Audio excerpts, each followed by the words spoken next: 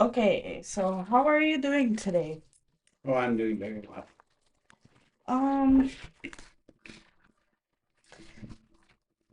my first, this is my first interview. This is my first podcast ever. I Okay. have a lot of electronic stuff, Okay. but this is my first official podcast ever. Okay.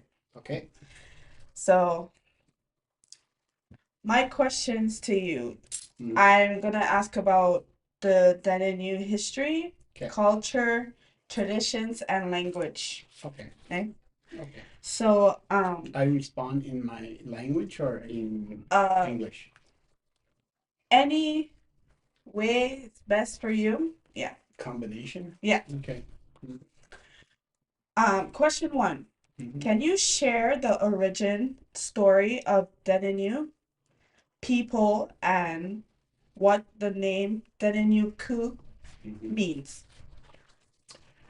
Uh, Deninu Kųę is a location. Mm, Kųę means place. mm, So Deninu is Moose Island. okay. So apparently there's a lot of moose around in those days Oh, in this area. This area was well known for a lot of good moose hunting and so on. yep. For years and years, people lived off the fish out here in the bay year round, and also for meat, it was mostly moose. Yeah. The caribou did come this way, but traditionally this was a moose area, a moose type of terrain. Yeah. So that's how the name has evolved because of the amount of moose, the meat, Hmm. and New Island and Kwan Oh, place. okay. Yeah. I learned something today. Mm-hmm. Uh, how did traditional ways of life, such as hunting, trapping, and fishing, shape the identity and survival of the Dene people? Well, continue. There's a long history, of Hmm. course, of hunting, where they hunted in various ways. Hmm.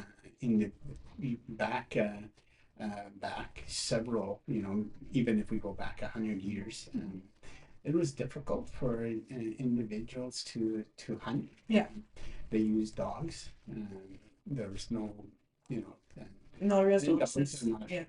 may not Yeah. catch up to caribou or whatnot, but they hunted moose and so on. So it was more difficult, I think, to Yeah. get around in this land. But Yeah. traditionally, that's and of course there's a lot less moose wastage or Yeah. meat wastage in those days because whatever they got was difficult to get. So Yeah. They use they everything. used everything and they used it sparingly and they Okay. took good care of it and so on. I think it's the same thing applied with the fish. I Mm. think it was, they didn't have the proper under ice equipment and things Yeah. like that, Yeah. to get the fish. And back in those days, now life is a little bit easier, and if you don't catch fish, you can just go to the store. Yeah. And back then there was, no real store that Yeah. carried meat. You know. Okay. Nice. Um, what are some of the core values of teachings that have been passed down through generations in the Deninu culture?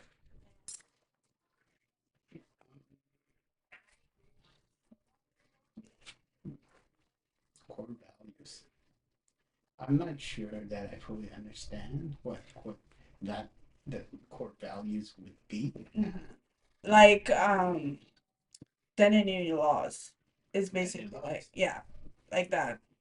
Like To be always teach Yeah, people, always share, always, yeah. yeah. I think that some of the values have definitely changed. Hmm. One of the real key things that have had occurred in this area. But Hmm. when people got large decreases and so on, it started changing society Yeah. then. So people were able to preserve their own food, so there was less sharing. Yeah. And once the refrigerations came, or deep freezes came into being, then the individuals would hoard their food rather than share it. And sharing food worked very well because if you were sharing, then somebody shared with you. So all year long, the good fishermen would be able to share their fish with the good hunter, and the good hunter is able to share their meat with the fish, and so on and so forth. That's in native culture, that's what I think when I go into native communities, that's what I think it makes them family to me, because the same thing happens in my country. If you don't have sugar and your neighbor has sugar, but you have butter, you can swap. And yeah, that's what we do in our country, because that's how our way of life is. Right. Okay, next question. How does the community celebrate important events or seasonal changes? Are there specific ceremonies or gatherings that are especially meaningful? I would say that there has been more meaning brought forward to the Canada, Canada, I think the federal government, Canada, and the Northwest Territories, and the Indigenous people on Treaty Day. Yeah. Okay. I think that there's been more value placed in that now. Previously, I think it opened up as a payment of, which the government at the day thought was legitimate, and then later on it became symbolic, and then people sort of celebrated around that area of Treaty Day, but not it wasn't like that at the very beginning. Where at the very beginning they signed a treaty, agreed to share the land and so on, and ever since that happened, it's been in dispute. It's been in dispute for 125 years. Okay. Yeah. Nice. Okay. I mean, there are other days, but they're not traditional days. They're like Canada Day, Christmas. Yeah, Canada Day is my birthday. Yeah. Okay. Can you speak to the significance of the Dëne Sòłıné Yatıé? Chipewyan language in preserving Deninu identity and world view. So how do you think the world view Deninu as a culture, and can you speak on the significance of the language? Well, I think it's very interesting because the language is really an additional tool for people to communicate. Often when you're dealing with elders this day and age, it's always good to be able to speak in Dëne Sůłıné. It's a different language. Okay, different. Yeah, so Dëne is what we speak around here, and so when you're able to communicate with individuals in their own language, you're able to really first of all, if you understand what it is exactly that they're having an issue with, or that they need, or anything, and then they open up to you more. Right, and they have there's a way of speaking in the language that if you just speak it and translate it, it would mean something totally different.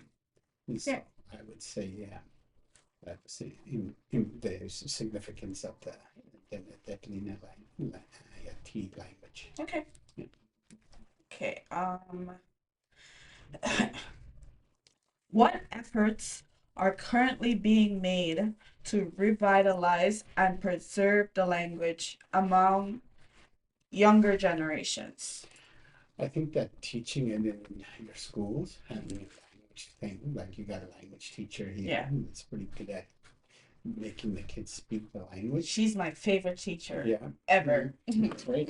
And so she's good at making people, and I think that is a step. I think also that the government, the next level up, the Yeah. territorial government, they have a few revitalization boards and so on. Language revitalization, something that retains the language, something that builds, like in the schools, like the school here, other schools, they build a language. Yeah.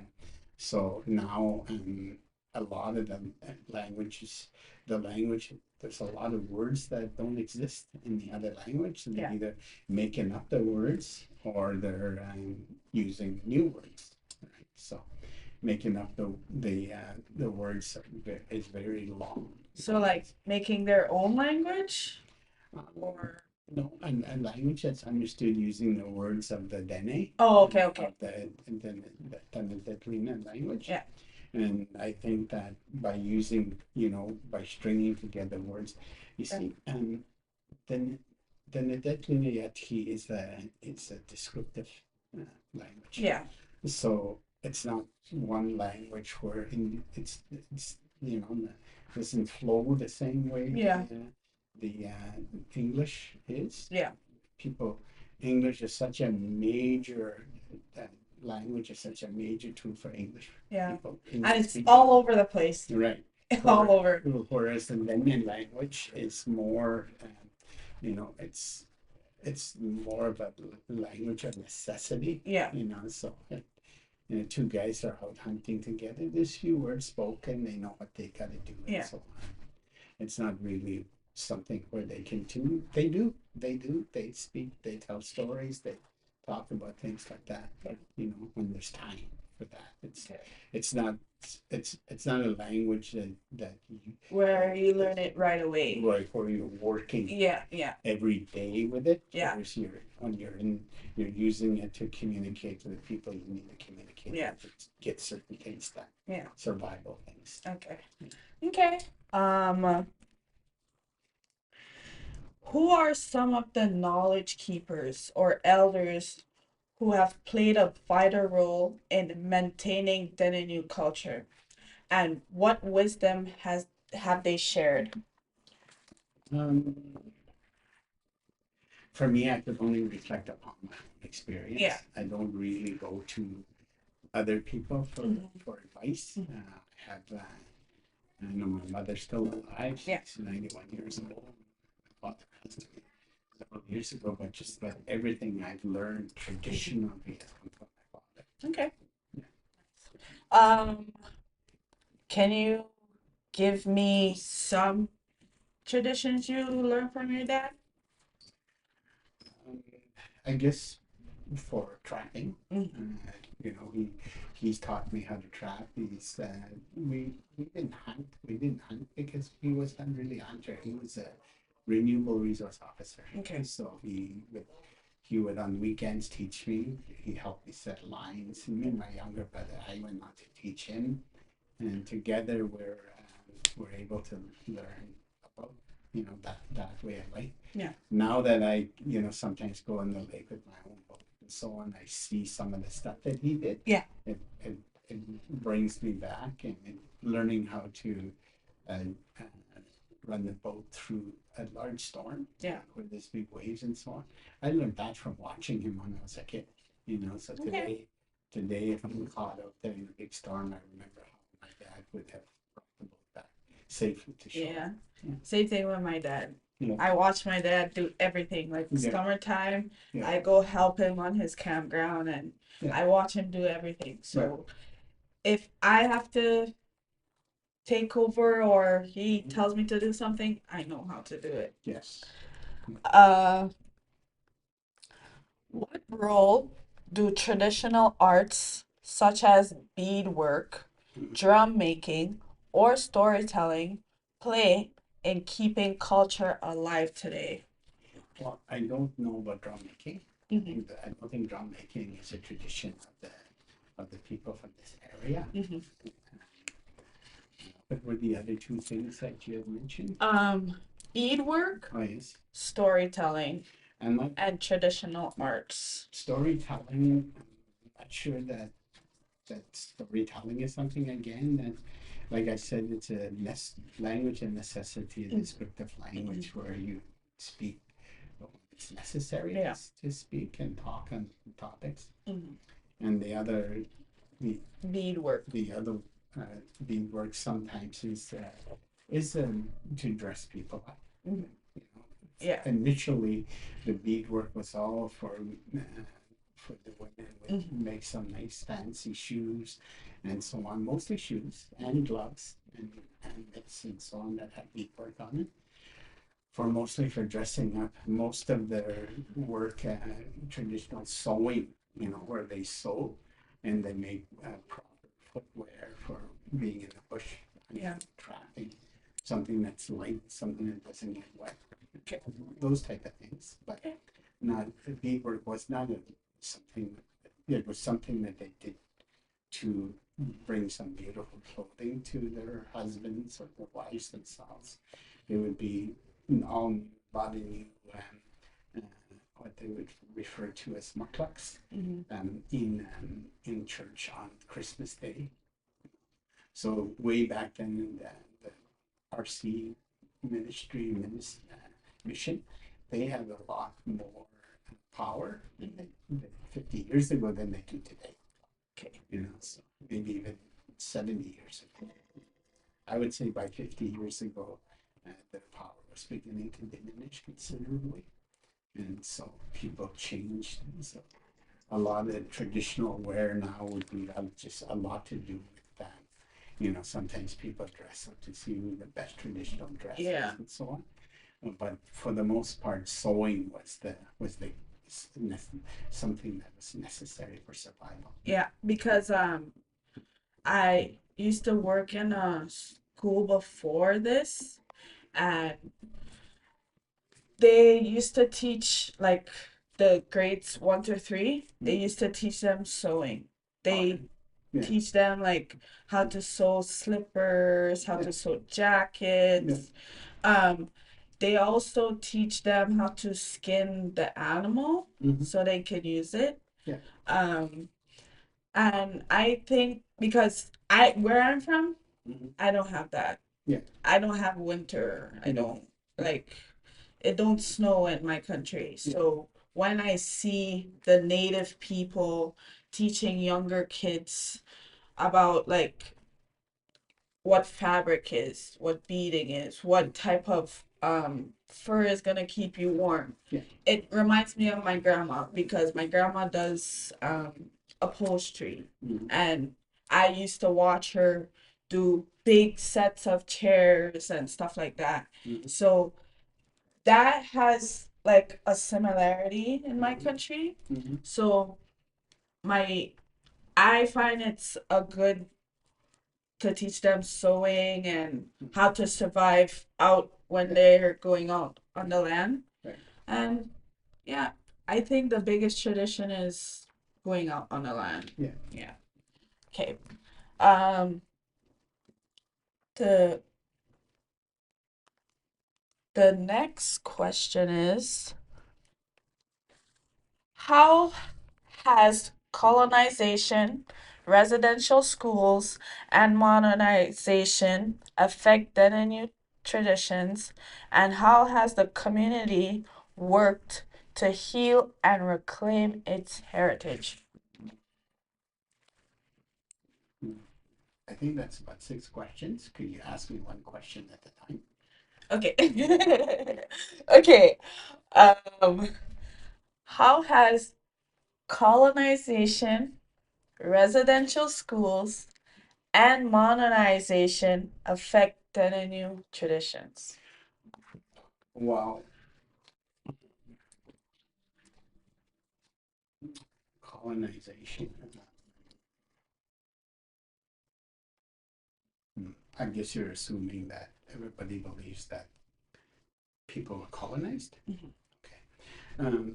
So I would say that Because it have like some members of the community, um, they went to residential school and that's trauma and stuff like that. Yeah. So how how did it affect the new traditions? I would say that that um, the colonization actually that happened around this area uh, with the French originally. Not, that was not colonization.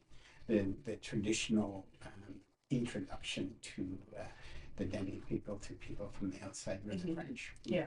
Actually integrated. Then the integrated model to work with the indigenous people.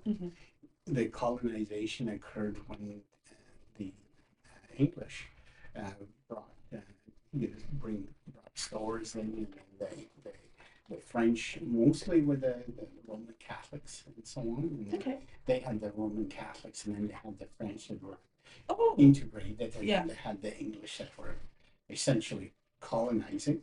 And if that's what you call it, I don't think that's what it was, but Yeah. where they set up a store, and everybody came to that area because that's where they could get easily access to goods. That was the people that would buy their fur.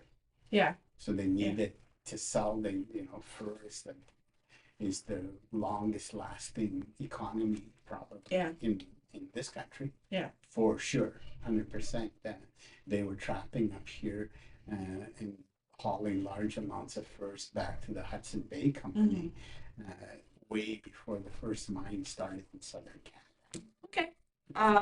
In residential school, Yeah. I think the residential school had its negatives and positives. I think that a lot of the people, were not able to take care of their children because being moved into a community and a setting, all kinds of factors occurred.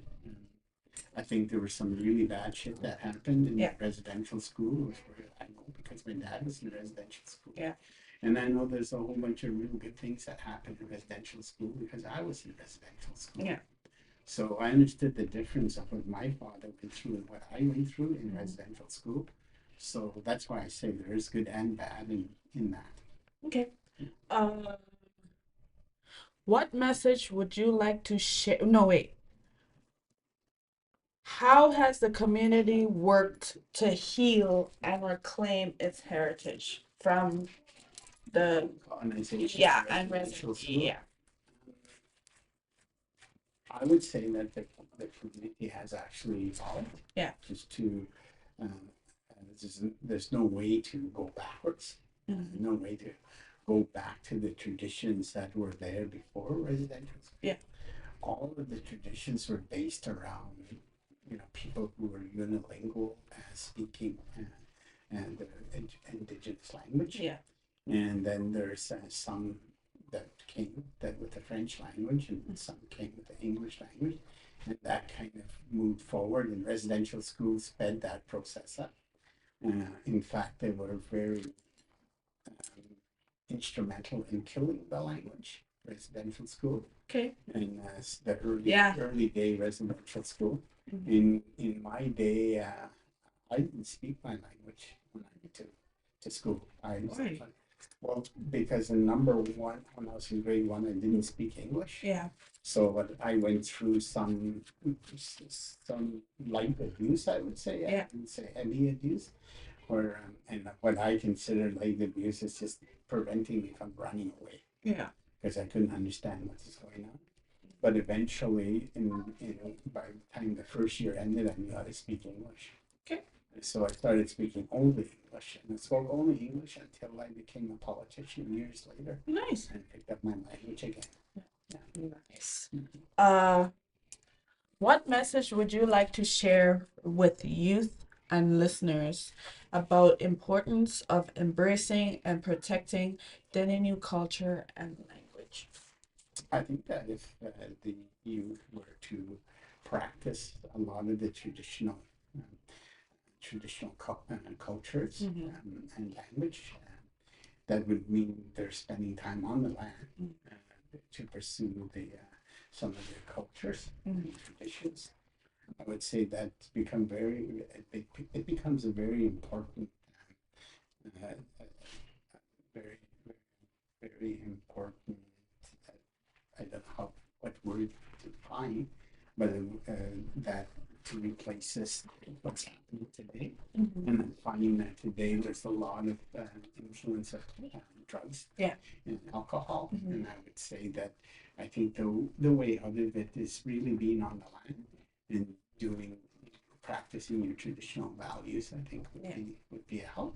I don't know 100%. That is the standard that a lot of people believe in. Yeah. But and I think that some people have tried it and it has worked. Some people have gone through traditional treatment down south. Yeah. And some of that has worked. Okay. Well, that's all for today. Okay. Thank you for coming to my podcast. And I think this was a good podcast. I learned a lot of stuff with this podcast, and you might see it on YouTube. Okay. Yes. Thank you so much. Okay. Do you have any final words? 最近在跨所好也提升你的当大提升是大的，就好的ECC testu da source cursi testu illegally hala snare za da ECC cursi oh yes, merci. Thank you. Marcy Cho.